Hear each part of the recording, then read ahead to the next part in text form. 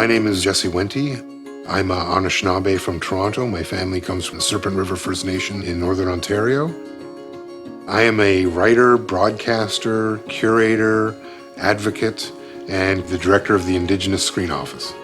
I've spent almost all of my career trying to make space for storytellers that haven't had space or have been denied space, specifically for the Indigenous community. And it's really through that work that I gained a real connection with the community in a way that I had struggled to as a young person. Those connections are really what ended up allowing me to feel comfortable on the air as a public figure to start actually discussing Indigenous issues. I don't know if it would have been my place. I've been blessed and privileged to be able to take that journey through the arts.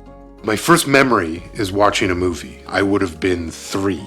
By the time I was ready to go to university, I honestly did not know what else I could do.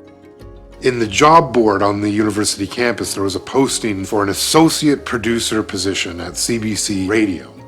They were looking for an Indigenous specific candidate, so I applied. The film critic at Metro Morning was going on leave, and someone pointed and said, "Hey, didn't you attend film school?" And I'm like, "Yes." And he went, "Great, you're going to be the film critic." And that's how I became a film critic. It wasn't intentional at all. Since that time, 23 years later, I still appear every week on Metro Morning, which is a pretty good run. An enormous part of who I've become, the life I've led since then, started in earnest at the university.